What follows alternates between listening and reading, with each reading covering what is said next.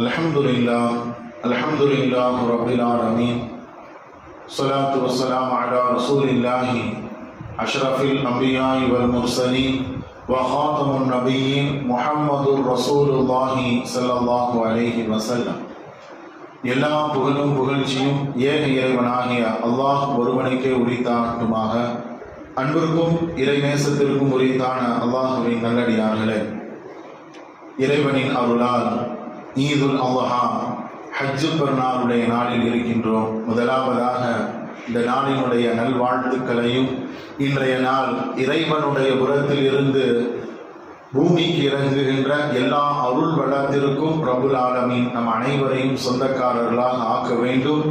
இறை ஆலயமாம் கஅபா ஷரீஃபையும் இறை தூதர் இல்லமாம் ரௌதா ஷரீஃபையும் கனவிலும் நினைவிலும் திரும்ப திரும்ப தரிசிக்க வேண்டும். இன்ஷா அல்லாஹ் விரைவில் அந்த ஆலயத்தை ஹஜ்ஜு செய்ய வேண்டும் என்ற சிந்தனையோடு இன்றைய ஹஜ்ஜு பெருநாளுடைய சிந்தனையாக ஒரு சில வார்த்தைகளை மட்டும் தங்கள் மனதில் நான் ஞாபகப்படுத்துவேன். அன்பிற்குரித்தான அல்லாஹ்வின் நல்லடியார்களே, அல் குர்ஆன் பேசுகின்ற 5 விதமான தந்தை மகன் உறவாடிய அந்த வரலாறை அல் குர்ஆன் சொல்லும். 5 விதமான வரலாறு அல் குர்ஆனில் பதிவு செய்யப்படுகிறது. ஹஸ்ரத் நூஹ் அலைஹிஸ்ஸலாம் அவர்கள் தன்னுடைய மகனோடு உறவாடிய அந்த வரலாறை அல் குர்ஆன் பதிவு செய்திருக்கின்றது. அதே போன்று யாக்கூப் அலைஹிஸ்ஸலாம் அவர்கள் தன்னுடைய மகனோடு உறவாடிய அந்த வரலாறை அல் குர்ஆன் பதிவு செய்திருக்கின்றது.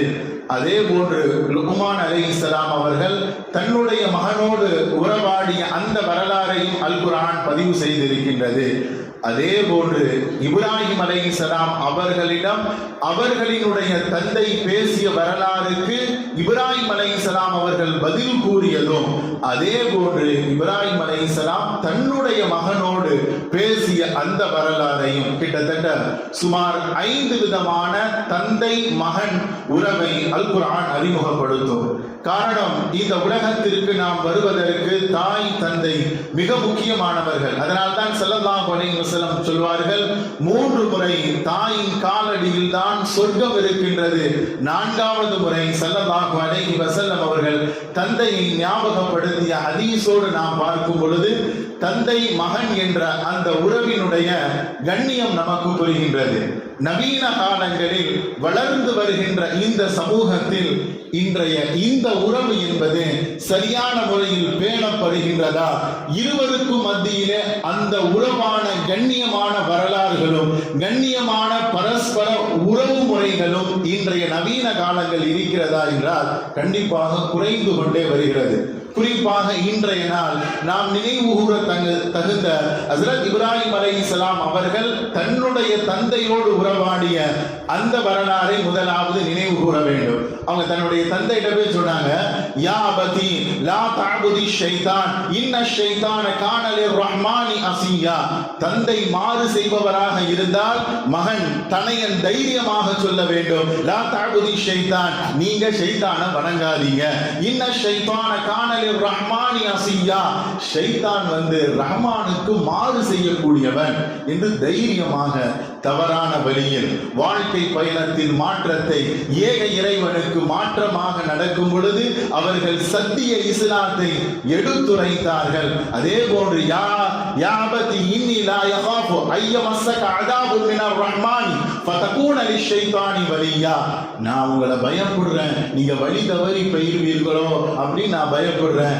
எந்த செவி மடுக்காத பார்வை இல்லாத ஒரு வஸ்துவையா நீங்கள் வணங்கி கொண்டிருக்கிறீர்கள் என்று தைரியமாக இப்ராஹிம் அலைஹிஸ்ஸலாம் அவர்கள் தன்னுடைய தந்தை பார்த்து பேசியதும், அதே போன்று தன்னுடைய தனையனிடம் தன்னுடைய மகனிடம் தான் கண்ட கனவை சொல்லும் பொழுது அதே மகன் பேசுவார், யா அபதி லிம தஃஅல் மா லா துமர், நீங்க என்ன ஏவப்பட்டிருக்கீங்களோ அதை செய்யுங்க. தந்தை பேசிய அந்த சத்திய வழியில் மகனும் வருகிறார். கனவு கண்டது உண்மை என்ற பொழுது அதே சத்திய வார்த்தை வருகிறது. உங்களுக்கு எப்படி ஏவப்பட்டு இருக்கின்றதோ அப்படி செய்யுங்கள்.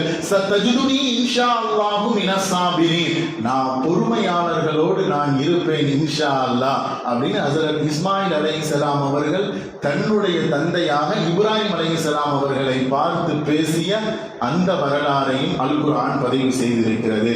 அன்பிற்குரித்தான அல்லாஹ்வின் நல்லடியார்களே, இந்த சிந்தனை எல்லாம் உங்களுடைய மனதில் நான் விதைக்கின்றேன். நம்முடைய உறவுகளோடு, நம்முடைய பாச பிணைப்போடு, தந்தை மகன் என்ற அந்த உறவுகளில் நாம் சத்தியத்தை பேணுகின்றோமா? இஸ்லாத்தை எடுத்துரைக்கின்றோமா? ஒரு நேர தொழுகையை மகன் தப்பினாலும், தன்னுடைய தந்தையிடம் அந்த ஒரு நேர தொழுகை விடப்பட்டாலும் அந்த சத்தியத்தை எடுத்துரைக்க நாம் முன்வர வேண்டும். அதுதான் இந்த ஹஜ் பெருநாளுடைய முதலாவது சிந்தனையாக நம்முடைய மனதில் நாம் தாங்க வேண்டும். அதே போன்று இஸ்லாத்தினுடைய ஈதினுடைய திருநாட்களில் பெரும்பான்மையாக ஞாபகப்படுத்துகின்ற ஈகை திருநாளாக இருக்கட்டும், அதே போன்று தியாக திருநாளாக இருக்கட்டும், எல்லா நாட்களிலேயும் இஸ்லாம் சொல்லும், ஏழை எளியோர்களோடு நீங்கள் உறவாடுங்கள், ஏழைகளோடு நீங்கள் பரஸ்பரம் உறவாடி உங்களுடைய அந்த திருநாளை மகிழ்ச்சியோடு நீங்கள் கொண்டாடுங்கள் என்று இஸ்லாம் சொல்கின்றது. மிக முக்கியமான காரணம், உலகத்திலிருந்து பசியையும் ஏழ்மையும் நீக்குவதற்காக போராடிய ஒரே மார்க்கம் சத்திய மார்க்கம். ஸல்லல்லாஹு அலைஹி வஸல்லமுடைய பிரதானமான ஒரு துஆ, அஹீனி மிஸ்கீனா வ அமித்னி மிஸ்கீனா. யா அல்லாஹ், என்னை நீ ஏழையாவே வாழ செய், என்னை நீ மரணிக்க செய்யும் பொழுது என்னை ஏழையாகவே நீ மரணிக்க செய். நாளை மறுமையில் நீ என்னை எழுப்பினால் ஏழைகளோடு எழுப்பு என்றார்கள் உலகத் தலைவர் ஸல்லல்லாஹு அலைஹி வஸல்லம் அவர்கள். அப்படி ஏழைகளுக்கு முன்னுரிமை கொடுத்து ஏழைகளோடு வாழ்ந்த வேண்டும், அவர்களுக்கென உரிமைகள் பேண வேண்டும் என்று முதலாக குரல் கொடுத்தவர்கள் ஸல்லல்லாஹு அலைஹி வஸல்லம். அடிமைகள் நீக்க பாடுபட்டவர்கள் ஸல்லல்லாஹு அலைஹி வஸல்லம். குறிப்பா இன்றைய நாளில் பசியை நாம் நீக்க வேண்டும். இன்னைக்கு உலகத்துல பசியால் வாழக்கூடிய மக்கள் கூடிக்கொண்டே இருக்கின்றார்கள். குறிப்பாக நான் ஞாபகப்படுத்த வேண்டும், நம்முடைய சகோதர முஸ்லிம்களில் எத்தனையோ நபர்கள் பசியில் வாடுகின்றார்கள். கடல் கடந்த நாடுகளில், குறிப்பாக பலஸ்தீன் போன்ற நாடுகளில் வாழுகின்ற முஸ்லிம்களில் குறிப்பாக கஞ்சில குழந்தைகள், சின்ன சின்ன குழந்தைகள் எல்லாம் பசியினால் இந்த உலகத்தை விட்டு இறைவனிடத்திலே சென்று கொண்டிருக்கிறார்கள் என்று சொன்னால், அதை நீக்க பாடுபட்ட அந்த இஸ்லாம் மார்க்கத்தில் வாழுகின்ற அந்த மக்களினுடைய வாழ்வின் நிலை எவ்வாறு இருக்கிறது என்றால், அது இறைவனிடமிருந்து ஏற்படுகின்ற சோதனையா, இல்லை அகிலத்தில் வாழுகின்ற ஒட்டுமொத்த மக்களுக்கும் இறைவனிடத்தில் இருந்து வருகின்ற இறை அச்சத்தை நோக்கிய அந்த படிப்பினையா என்பதை இன்றைய நாளில் நாம் சிந்திக்க கடமைப்பட்டிருக்கின்றோம். அந்த சிந்தனைகளோடு நம்முடைய சகோதர முஸ்லிம்களுக்கு நீங்கள் துஆ செய்யுங்கள். ஏழ்மையில் வாழுகின்ற, அதே போன்று ஷஹீதாக்கப்படுகின்ற, இறை வழியில் எந்த ஒரு நிராத பாணியும் இல்லாமல் எதிரிகளின் முன்பதாக தன்னுடைய உயிர்களை இன்றளவிலேயும் இழந்து கொண்டு இருக்கின்றார்கள்.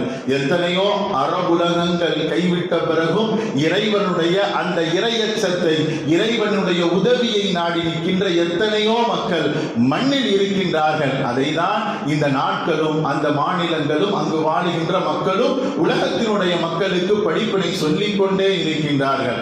இந்த தியாக திருநாளில் தியாகத்திற்கு மதிப்பளித்து ஒரு திருநாளில் வாழ்க்கை வளருகிறது என்றால் அது இஸ்லாம் தான். நாம் தியாக உணர்வை வெளிப்படுத்த வேண்டும். நம்மளால் இயன்ற அளவு பிறருக்கு கொடுக்க வேண்டும். நம்மை சுற்றி வாழுகின்ற ஏழை எளியோர்களுக்கு கொடுத்து வாழ்வதற்கு ஈகை திருநாளும் தியாக திருநாளும், குர்பானி கொடுத்து நீங்கள் மட்டும் உண்ணுவதை இஸ்லாம் விரும்புவதே இல்லை. அதை ஏழை எளியோர்களுக்கு கொடுத்து மகிழ்விப்பதை தான் இஸ்லாம் வாழ்ந்து காட்டியது. இறை தூதர் வழிகாட்டினார்கள். அந்த சத்திய வழியில் நாம் வாழ்வோம், நாமும் சத்தியத்தை பின்பற்றுவோம். பிறருக்கு இந்த சத்திய இஸ்லாத்தை சொல்லால் செயலால் பிறருக்கு எடுத்துரைப்போம் என்ற உயர்ந்த சிந்தனையை இன்றைய ஹஜ் பெருநாளுடைய சிந்தனையாக நாம் மனதில் தாங்குவோம். வல்ல நாயர் எதை பேசினோமோ, எதை செவிமடுத்தோமோ நம்முடைய வாழ்வில் எஞ்சிய காலங்களில் அது கொண்டு வருவதற்கும், ஆகிரத்தினுடைய இறையச்சத்தை மனதில் தாங்கி வாழ்வதற்கும், அதே போன்று நம்முடைய இந்த நாட்களில் செய்கின்ற எல்லா நல் அமல்களையும் அனைத்தையும் மன தூய்மையோடு இறைவனுக்காக செய்வோம். வல்ல நாயன் நம் அனைவரிடமிருந்து அதை கபூல் செய்வானாக என்ற நல்ல துவாக்களோடு வார்த்தைகளை நிறைவு செய்வேன். வ ஆகிரு தாவா அனில் அல்ஹம்துலில்லாஹி ரப்பில் ஆலமீன்.